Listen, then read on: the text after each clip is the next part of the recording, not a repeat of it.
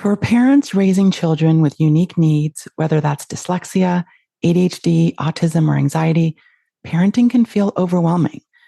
You're not just parenting, you're advocating, coordinating services, attending school meetings, and managing therapies. That mental load can feel really heavy. And research tells us it can directly affect both your health and your child's well-being. Welcome back to the Diverse Thinking, Different Learning podcast. I'm your host, Dr. Karen Wilson. Today, we're discussing parental stress and maternal mental health, which is now considered a public health crisis. The last U.S. Surgeon General actually issued a national advisory warning about the toll parenting stress is taking. And my guest today, Leslie Forde, has been studying this reality for years and helping parents create space for their own well-being while still showing up for their kids.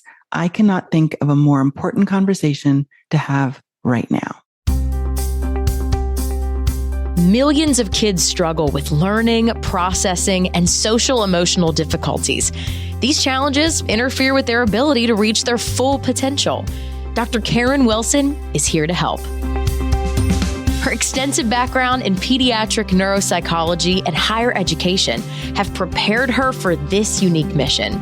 Listen as she delivers content to inform, educate, and empower parents and educators. This will enable you to identify challenges that kids face and get them on the road to achieving their full potential. This is Diverse Thinking, Different Learning by Child Nexus. Leslie, hello. Welcome back to the podcast. Hello. I am thrilled to be back. Thank you so much for returning. I think I loved our last conversation, but when I was thinking about the conversation we're going to have today, I thought, oh, this is just as good, if not even better and more relevant for right now. Right. No, yes. I agree. And, before you came on, I'd mentioned the Surgeon General's advisory, which really sparked my thoughts about having this conversation and kind of has led to not a shift, but a refocusing of the work that I do. And it really has to do with the parental stress. And I think that I've felt it and I've seen it in parents around me. But when that advisory came out, the Surgeon General's advisory, it really, I think it shocked me about how significant it was. Absolutely. I think people are not necessarily aware of how all of the different climate stressors, right? Everything that's kind of happening in the world around us, rising costs of childcare, longer wait times for mental health care for ourselves, for our kids, longer wait times for just about anything that involves education, healthcare, eldercare, childcare, not to mention a really rocky economy. A lot of people are under incredible amounts of financial strain, emotional strain, and all of those things, right, combined with having limited resources and typically not enough support at home or at work is just kind of crushing us, right, from the inside. Yes. And that impacts everything we do. I think the advisory said that nearly half of parents, feel that their stress is completely overwhelming on most days, right? And what you're saying about all of the things that are impacting them, I'm also thinking about the parents that I work with, the parents of kids who have additional needs. And they often face, higher advocacy demands, more frequent system barriers. You talk about access to healthcare and access to educational support. I mean, it's just exacerbated in the parents that I work with. Absolutely. I mean, as you know, one of my children requires additional support. And if you layer on interactions with the school, interactions through an IEP program, interactions with several medical specialists or educational specialists or executive functioning specialists, in addition to just the mechanics of daily life with your children and daily life for yourself, it's more than most people can handle. It becomes an unimaginable level of cognitive load, to keep all of it together, in addition to just the physical workload. Not to mention, depending on where you live and the age and independence of your children, shuttling them back and forth and making sure they get to all of these appointments and specialists and extra school meetings. So that alone is a weight that a lot of people carry. It's not always visible to their colleagues or to their families for that matter. As I'm listening to you speak, Leslie, I'm thinking about, you have delved right into the research. I started my work in research before I was doing clinical work, and actually was doing them both at the same time. But it's like all of these data points, right? The rising financial strain that you mentioned, the mental health resources shortage, and we're still dealing with the lasting effects of the youth mental health crisis. And all of this weighs heavier, as you're saying, when your child needs extra support, because there are all of these additional things that you need to do. And then you add in the comparison culture and to all of the money pressures and all of that combined. I think the Surgeon General talked about it being like a perfect storm for parents. 100%. And I'll share, as a researcher and somebody who's been looking at this intersection between stress, self-care, and career for now just over 8 years. If we're talking about moms in particular, they weren't doing well before. So 8 years ago, stress levels and suicidality, anxiety, depression, all of the things that are concerning were present in my studies then. However, to your point, the conditions have tightened. What little support people had has been eroded. We're losing a ton of federal programs and federally funded resources that support children and the educational sector and the nonprofit sector, on top of, as you described, right, the post-pandemic conditions and how they've kind of undermined infrastructure. Almost all of the critical infrastructure we need for our kids, healthcare, childcare, education, they're all capacity constrained, and they have not returned to pre-pandemic staffing levels. So you have that. And to your point, people are just eroding under months and months or years of ongoing fear about physical safety, psychological safety, financial safety. So again, I think to your point about perfect storm, that's a great way of describing it. What I've seen in my research, especially from mothers who I overwhelmingly hear from in my data, that they don't have enough help. They don't have enough time. All of the things that they need to care for their own mental, physical, and emotional well-being, right, which are the categories way up at the top of the mom's hierarchy of needs, they don't have access to them because they don't have the discretionary time. And if you're going to trade off whether you get your child to that specialist or schedule that birthday party versus whether you see your own therapist or make space to call a friend or get some community support, hence the hierarchy. Most parents, especially mothers, are going to default to caring for our kids first and putting their own needs further and further off, which just adds to burnout, right? Because nothing is being introduced in daily life to help manage the high cortisol levels or to help manage the stressors that they're facing. Yes. And I'm so glad that you mentioned the mom's hierarchy of needs. I'm going to put a link to that conversation if people don't have a frame of reference for what that means, because it's really important. And I think that we often hear just ask for help, but that, as you know, that's not always easy. And why do you think, you've done this research, you've worked with these moms. Why do you think so many parents, particularly moms, wait until they're at their breaking point before they say, I can't do this. I'm in desperate need of help right now? There's a lot of reasons for it. One is that we are socialized, as women in particular, to be pleasing and perfectionistic. So even if you really are exhausted and you want to say no, social conditioning might really compel you to say, yes, I'm going to bring those cupcakes to that parent-teacher meeting, or yes, I will pick up your child along with mine and take them to 3 different locations next weekend. Or yes, I really will write that extra report or go on that last-minute business trip.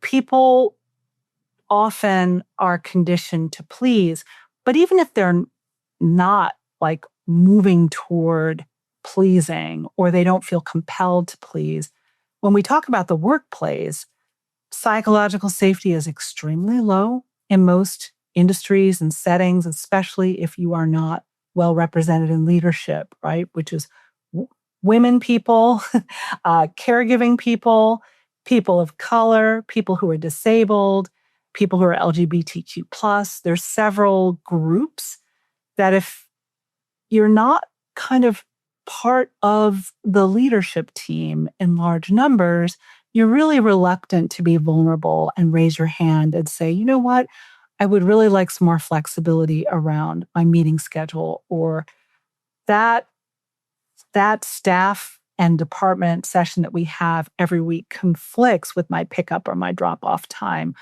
Or, wow, I keep getting these messages at 8, 9, and 10 o'clock at night that are pretty time sensitive, and I'm exhausted then, but I'm feeling compelled to stay always on and responsive. Add in the wavy economy, people are extra concerned about showing up strong in the workplace because it's a source of not just emotional stability, because for many people, right, work combines purpose and identity and a sense of emotional stability. But it's also a really pivotal part of having financial stability and healthcare. And right? Because especially, at least here in the United States, it is very tightly tied to what you can do for your family and how well supported you are in this journey of caring for kids, especially kids who may not be neurotypical or may have additional medical needs. Yes. And I think there was an article that came into my inbox this week that said businesses love hiring women unless they're moms. Exactly. Or until they become moms. Until they become moms. Yes. Mm-hmm. Because most workplaces still reward presence and responsiveness. And responsiveness is treated like proxy for commitment. There's a part of the study, and I introduced it, I think, in Wave 4, where I ask, how do you demonstrate commitment to your job?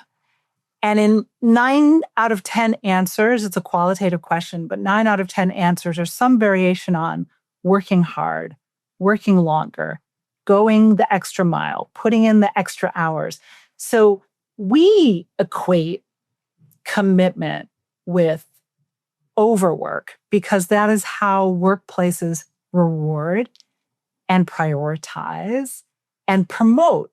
So it puts this added strain if what you really need in your life, because of your season, because of your own health, because of your children's health, or other members of your family. There's a surprising number of, again, I hear a lot from moms, but moms and dads, a surprising amount of parents who are not just caring for their children, they're caring for their aging parents, or they're caring for a partner who might have a chronic illness or might be disabled. So there's a lot of caregiving happening that requires workplace flexibility, and people are just afraid to ask for it.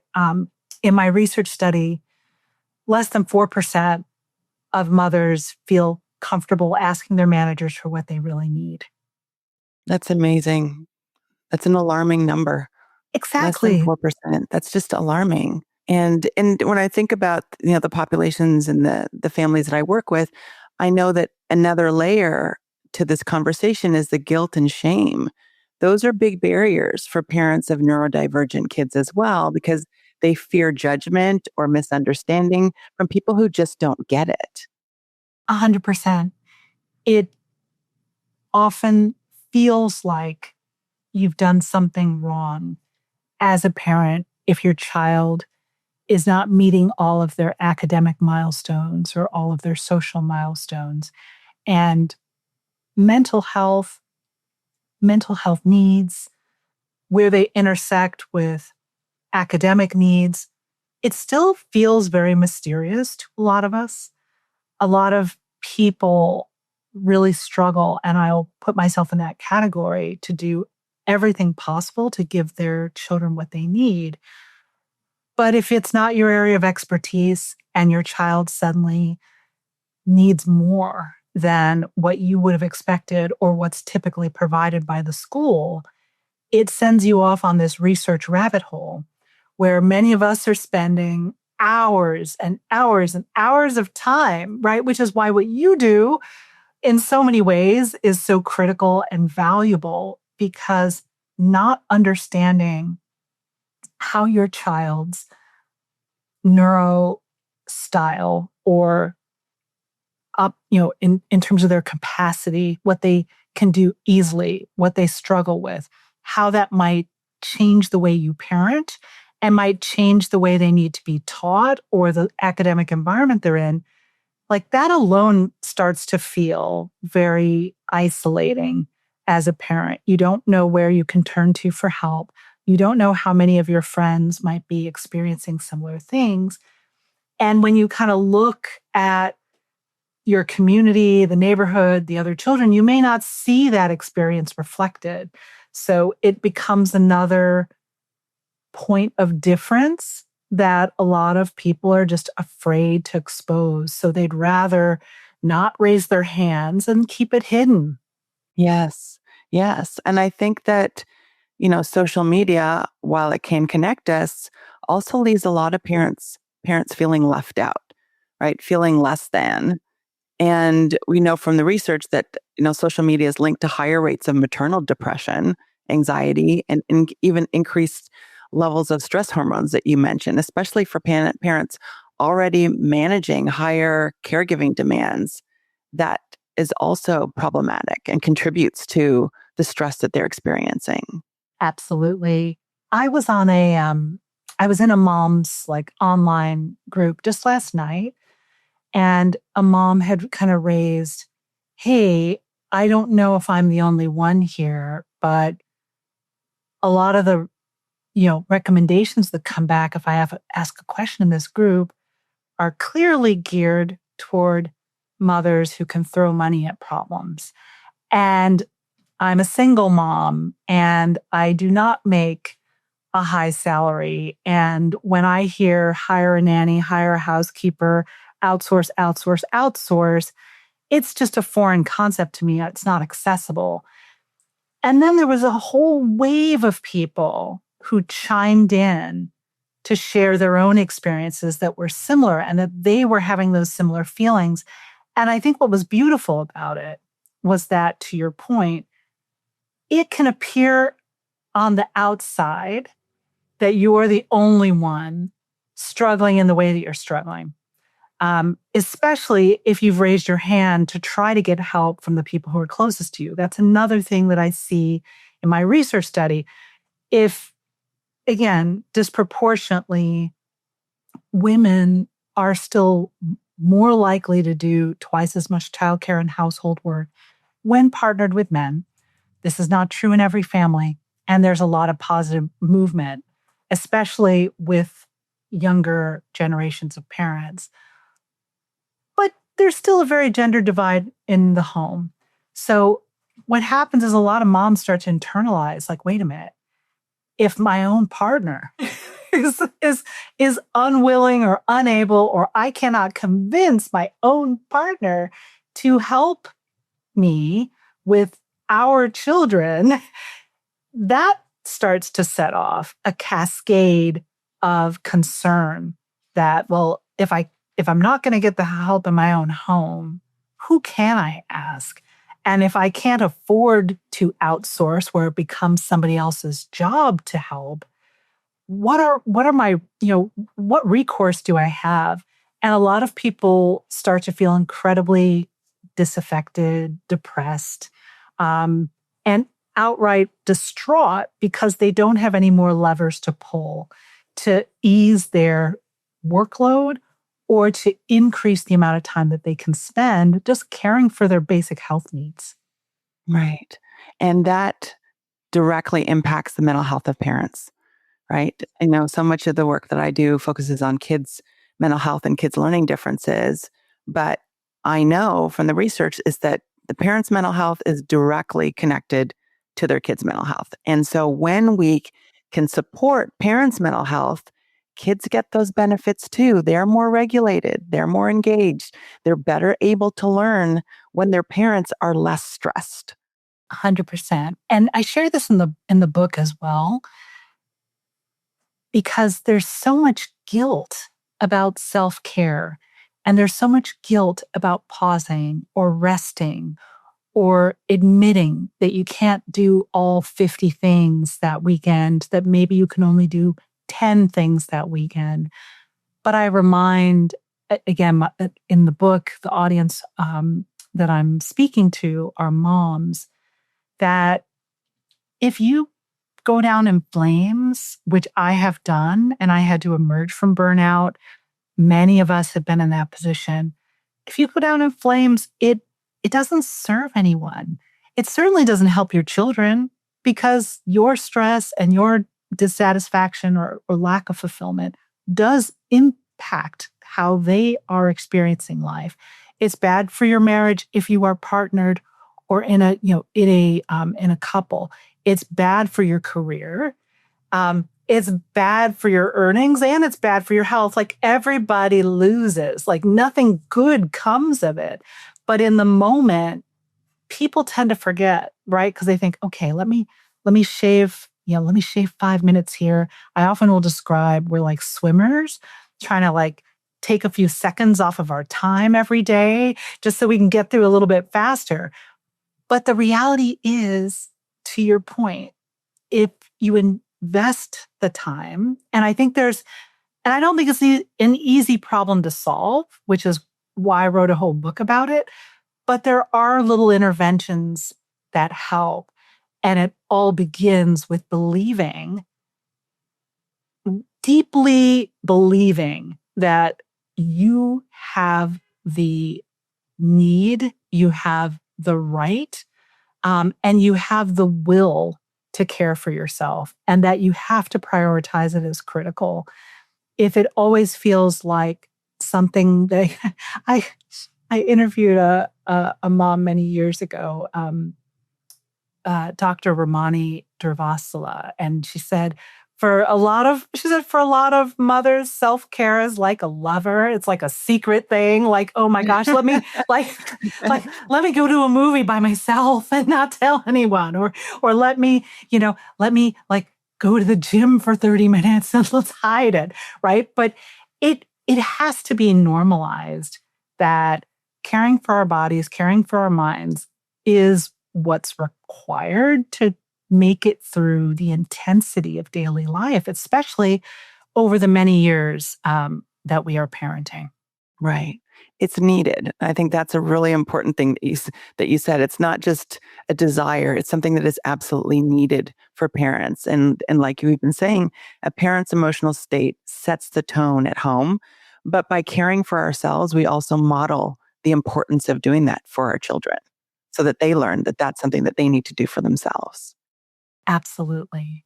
Absolutely. And again, thinking about your work and the community that you serve, it's often that added stress that starts to also not only influence how we feel and how our children feel, it starts to, like, if the stress doesn't come under check and you don't find ways to release the tension that you're feeling on a regular basis, it kind of changes the culture of the family. It really starts to permeate how you interact as a family and how you enjoy time as a family. And I'll admit that it's top of mind for me And I have to remain intentional about it, because without that intention, it becomes exhausting and somewhat distressing to feel like you're always 5 steps behind your to-do list. Yes, yes. And the word that you just mentioned, exhaustion, feeling exhausted is something that I hear a lot from parents. And imagine what that feels, especially if you've got young children who have all of this energy and want to do all of these things. When you have a parent who's exhausted and your kids are like, play a card game with me, let's go out and shoot baskets, or let's go and toss the ball back and forth, or let's go and do this. When you're exhausted, then you can't participate in those activities, right? The energy to do those things is impacted, which impacts your relationship with your children. 100%. It's another source of friction that kind of starts to feel really demoralizing, especially when most of us are managing lives that we really wanted and worked hard for, right?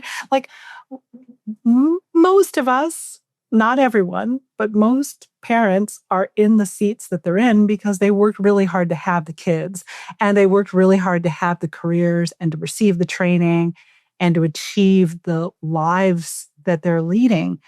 When you're sitting in that seat of having all of these things that you worked so hard for, you're not prepared for how exhausting it is to manage the relentless pace of household operations, adjustments to childcare needs, adjustments to your children's daily and weekly and monthly needs. All of that is really like you have to almost micro adjust throughout the week, throughout the day. You have to shift course. It's like, okay, well, school called, have to go pick up a sick kid. All right.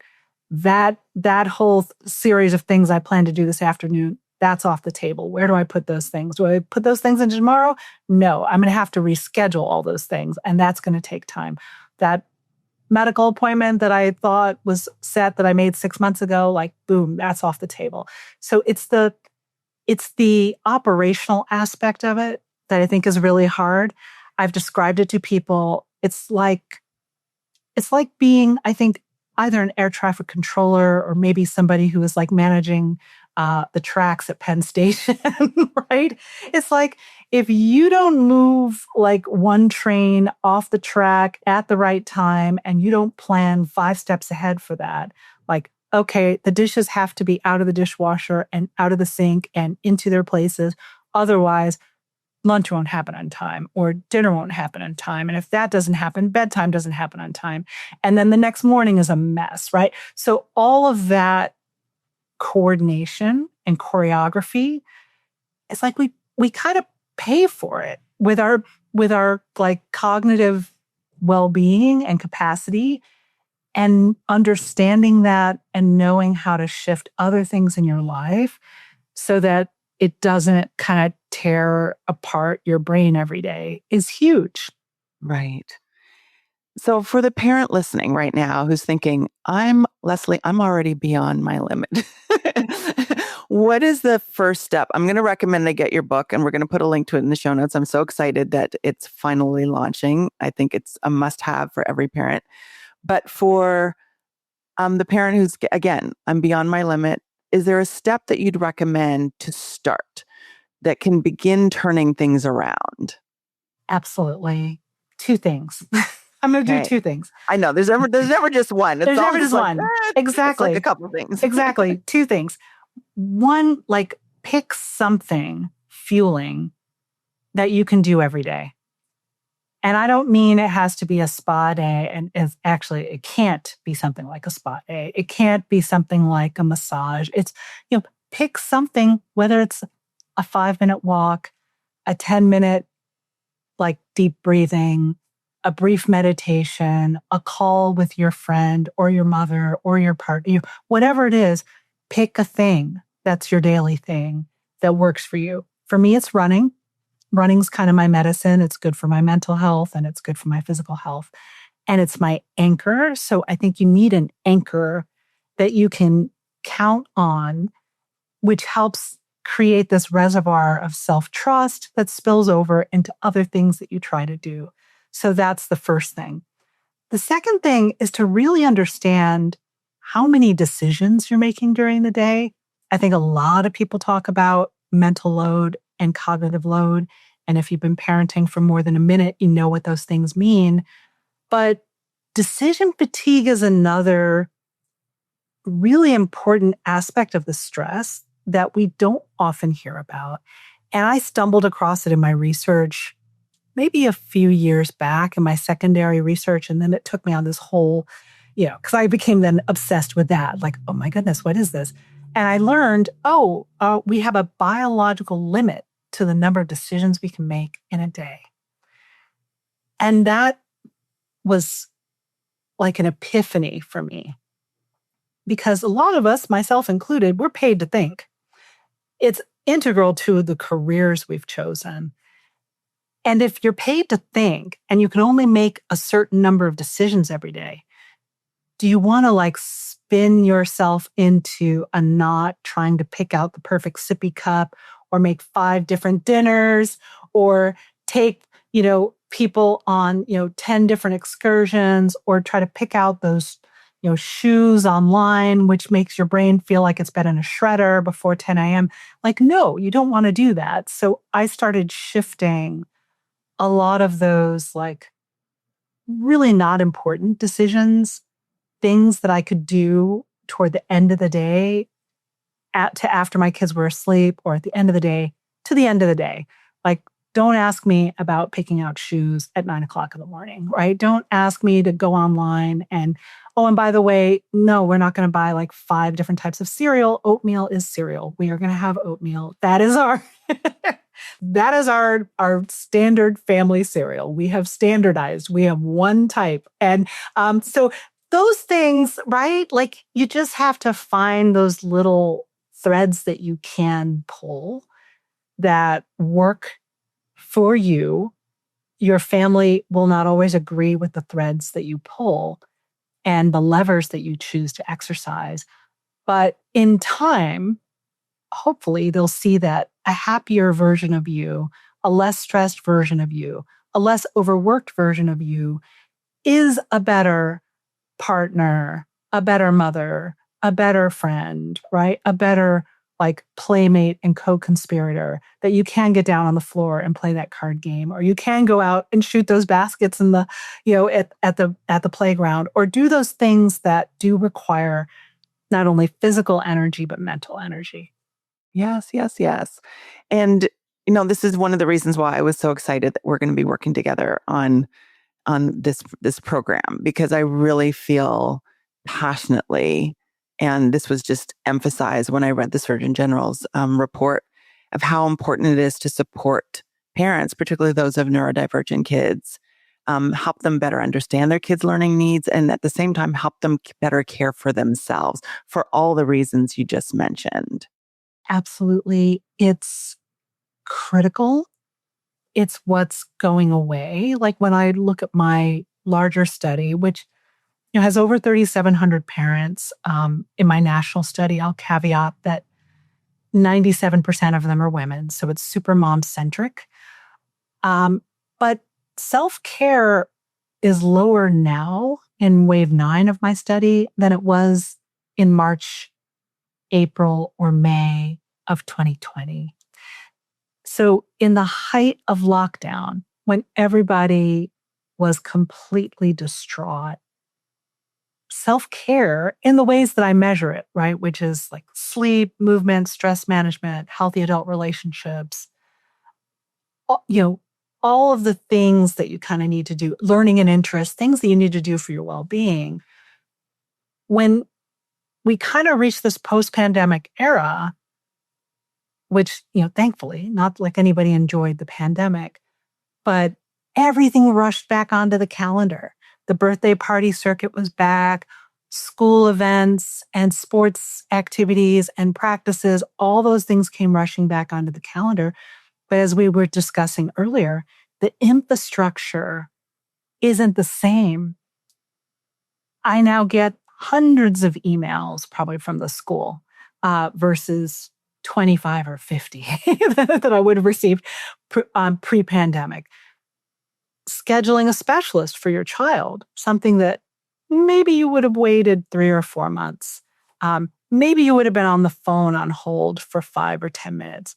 Now you're on the phone on hold for 30 to 40 minutes, and the wait is 9 to 10 months or 12 months. Or in our case, getting a neuropsych evaluation took 18 months. So, those types of things add like this extra friction to life's responsibilities, and it weighs on you because you are project managing it in the context of, 1,000 other things that need to happen for yourself, in your career, and within your family. Yes. Yes to all those things, and yes to the need for us to provide support for parents, guidance for parents who are trying to navigate all of those things you just mentioned. And it's one of the reasons why I'm really excited about this conversation, about the book you wrote, and about the 3-month program that we're putting together. And we're going to be hosting a webinar in October 28th. I'm going to put a link to where individuals can sign up to hear more about what that is going to look like. But it's all about supporting parents of neurodivergent kids. How can we as parents take better care of ourselves? And in doing so, better meet the needs of our kids. And it's so important to, again, meet their needs, but we also have to do that while caring for ourselves. And that's really what the focus of this program will be. Absolutely. I'm so honored to work with you on this because the invaluable support, learning, and guidance that you provide for parents who are supporting children with a variety of different academic or medical needs, like that alone is a lift that so many people struggle with. And you're providing that like guidance and acting as their kind of critical Sherpa through that process. And I love that I can provide a self-care component so that in process, parents can also find those little opportunities to refuel, find those spaces where they can breathe and start to adjust their calendars, frankly, because it comes down to time and allocating it in a way that serves not only your family, but also serves your long-term well-being. Leslie, I cannot thank you enough for this conversation. I'm excited about the work we're going to do. If listeners want to learn more about you and your work, we're definitely going to put a link to your book in the show notes, but what is the best way for them to connect with you? momshierarchyofneeds.com is kind of the center of everything.